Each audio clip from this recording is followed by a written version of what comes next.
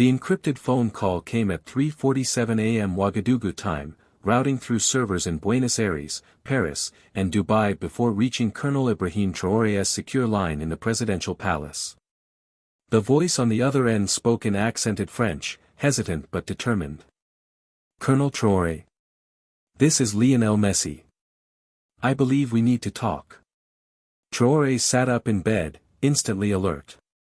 In the 18 months since seizing power in Burkina Faso, he had received calls from presidents, prime ministers, and warlords, but never from a footballer. Especially not the footballer whose name had nearly toppled his government 6 months earlier during the stadium controversy. "Mr. Messi," Traore replied carefully, switching to Spanish, a language he had learned during his military training in Venezuela. "This is unexpected. How did you get this number?" "I have friends who have friends," Messi said with a slight laugh. "But that's not important.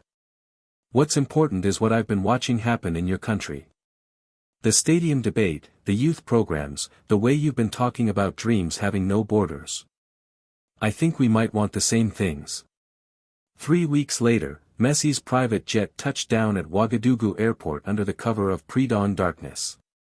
The secrecy was necessary. Neither man could afford for their meeting to become public until they understood what they were building together.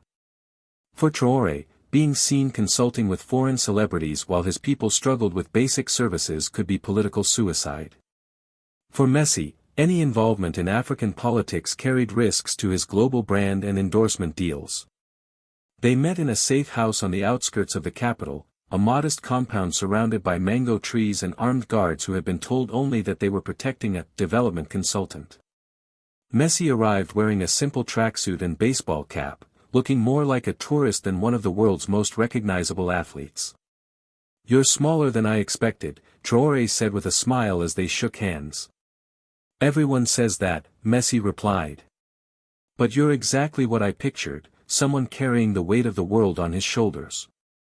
They sat in the compound's courtyard as the sun rose, two men from vastly different worlds who had somehow found themselves drawn together by a shared understanding of what it meant to carry the hopes and dreams of others. "Tell me why you're really here," Traore said, pouring mint tea from a traditional pot. Messi was quiet for a long moment, watching children play football in the dusty street beyond the compound walls. "Because I'm tired of being just an entertainer," he said finally. "For 20 years, I've been scoring goals and winning trophies while the world burns around me. The stadium controversy made me realize that my name, my image, they could be used for something bigger than selling jerseys. And what exactly do you want to use them for?" "Revolution," Messi said simply. "Not your kind, I'm no soldier. But a revolution of possibility. You've seen what football can do in Africa, how it can unite people, give them hope, create opportunities.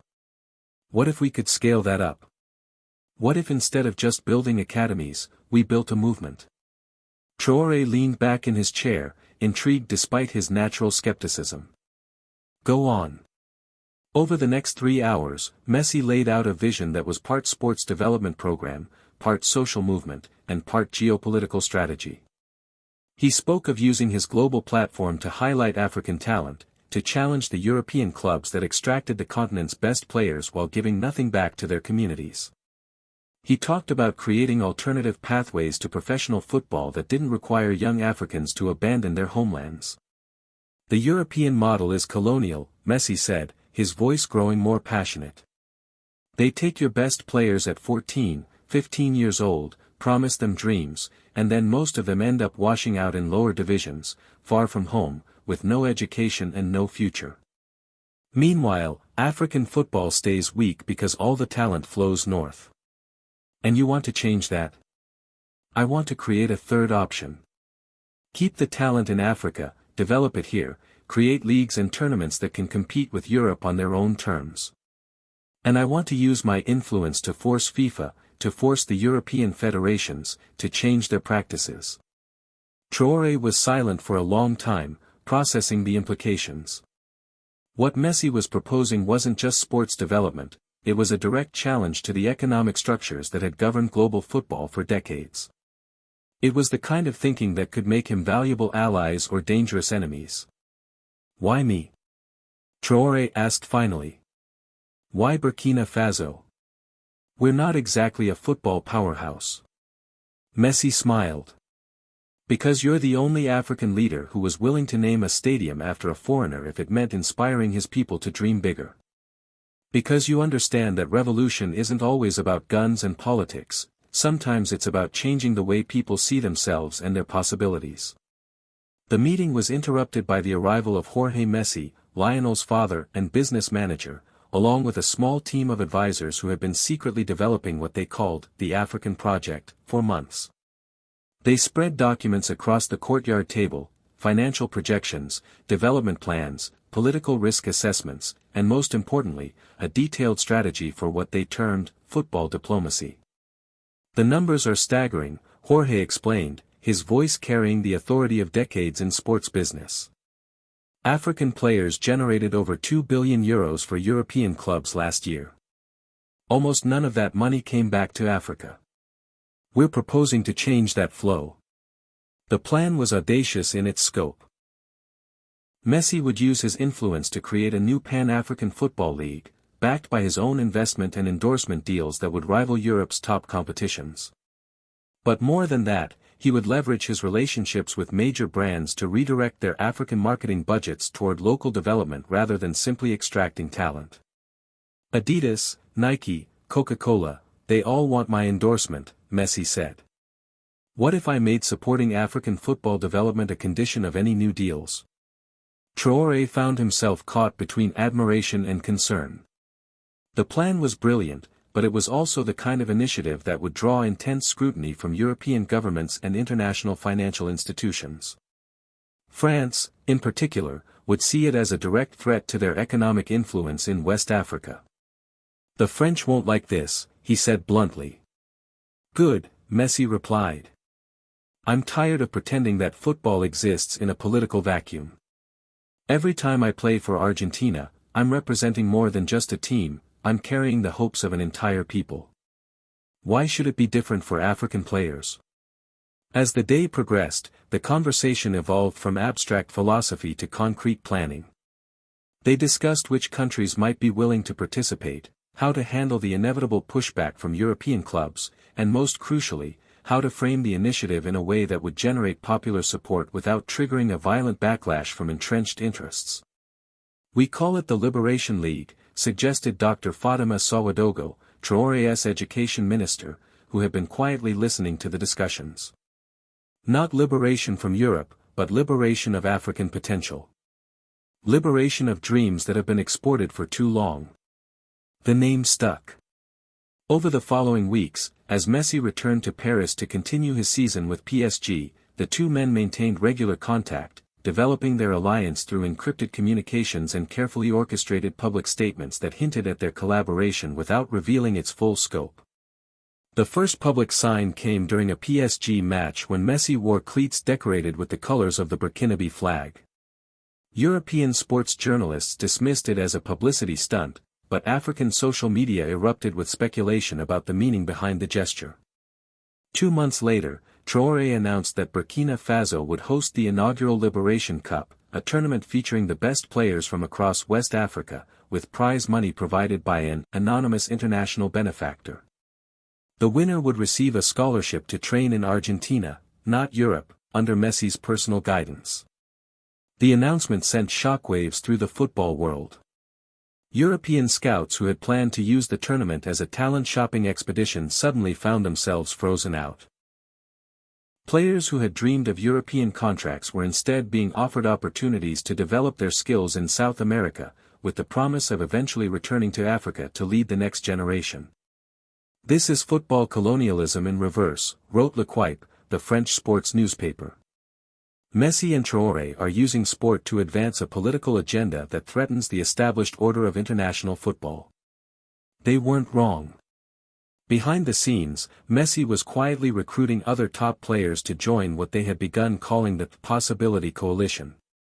Sadio Mane, Mohamed Salah, and Riyad Mahrez had all agreed to participate in Liberation Cup events during their off-seasons. More importantly, they had committed to mentoring young African players who chose to stay on the continent rather than seeking European opportunities. The backlash was swift and intense. UEFA threatened sanctions against any European club whose players participated in unsanctioned African tournaments. French President Macron called Traore personally to express concerns about the politicization of sport. FIFA initiated an investigation into potential violations of international transfer regulations. But the movement had already gained momentum beyond their control. Across Africa, young players were choosing to stay home, betting on the promise of homegrown development rather than the uncertain prospect of European success. Local leagues began attracting investment from unexpected sources, African diaspora communities, cryptocurrency entrepreneurs, and even some European investors who saw opportunity in the disruption. The real test came when Manchester City offered €150 million for Abdul Tapsoba, an 18-year-old midfielder who had emerged as the star of the inaugural Liberation Cup. Under the old system, the transfer would have been inevitable, a life-changing sum for both player and club. But Tapsoba, influenced by Messi's mentorship and Traore's vision of African football independence, chose instead to sign with Esperance Tunis, using Liberation League funding to remain close to home while earning a salary that rivaled European offers. "This is bigger than one player or one transfer," Messi said during a carefully orchestrated press conference in Tunis. "This is about African football taking control of its own destiny, about young people having choices that don't require them to abandon their families and cultures." Standing beside him, Traore added, "Revolution doesn't always require violence. Sometimes it just requires the courage to imagine a different future and the determination to make it real." The alliance between Messi and Traore had evolved from an unlikely friendship into something approaching a geopolitical force. European clubs found themselves competing not just with each other, but with an entirely new model of football development that prioritized community connection over individual wealth. As the sun set over Ouagadougou, painting the sky in brilliant shades of orange and red, the two men stood on the balcony of the presidential palace, watching children play football in the streets below. The game looked the same as it always had, 22 players chasing a ball, but they both knew that something fundamental had changed. "Do you ever regret it?" Traore asked. "All the controversy, the threats, the enemies we've made?" Messi smiled, the same quiet smile that had become famous in football stadiums around the world. "I spent my whole career trying to make other people happy, fans, sponsors, coaches. For the first time, I'm trying to change something that matters. No, I don't regret it." In the distance, the newly renamed Excellence Stadium gleamed under the floodlights, its bronze letters now joined by a new addition, home of the Liberation League. It was a symbol of what was possible when dreams refused to respect borders, when talent chose development over exploitation, when revolution came not through violence but through the simple, radical act of believing in a different future. The game of football would never be quite the same. Neither would the relationship between Africa and the world. And at the heart of it all was an unlikely alliance between a revolutionary colonel and a football superstar, united by the conviction that sometimes the most powerful weapon is hope itself.